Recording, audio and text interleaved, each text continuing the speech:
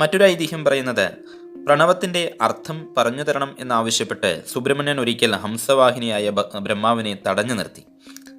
ഞാൻ ബ്രഹ്മമാകുന്നു എന്നുള്ളതായിരിക്കുന്ന ബ്രഹ്മാവിന്റെ മറുപടിയിൽ തൃപ്തനാകാതെ ഭഗവാൻ മുരുകൻ കയറുകൊണ്ട് ബ്രഹ്മാവിനെ കെട്ടിയിട്ടു. ഒടുവിൽ ശ്രീ പരമേശ്വരൻ തന്നെ കുമാരന്റെ ദേഷ്യം ശമിപ്പിച്ച് ഓംകാരത്തിന്റെ അർത്ഥം പറയുവാൻ ആവശ്യപ്പെട്ടു. സർവലോക മാതാവായ മഹേശ്വരിക്ക് അവിടുന്ന് ഉപദേശിച്ച ഓംകാരമന്ത്രം പവിത്രമായതുകൊണ്ട് അത് പരസ്യമായി പറയുവാൻ പാടില്ല എന്ന് പറഞ്ഞ് ഭഗവാൻ കുമാരൻ പിതാവായ ശിവന്റെ കാതിൽ മന്ത്രിച്ചു. ഓം എന്നുള്ളത് പ്രണവമന്ത്രമാണ്. പ്ര എന്നുള്ളതിന് വിശേഷപ്പെട്ട എന്നാണ് അർത്ഥം. നവം എന്നാൽ പുതിയ എന്നും അർത്ഥം. ആലോചിക്കും തോറും പുതിയ പുതിയ അർത്ഥങ്ങൾ തെളിയുന്നതാണ് പ്രണവം. ഇത് കേട്ട് സന്തുഷ്ടനായ ഭഗവാൻ പരമശിവൻ മകനെ സകല വേദങ്ങളുടെയും പൊരുൾ അറിയുന്നവനായി തീരട്ടെ എന്ന് അനുഗ്രഹിച്ചു.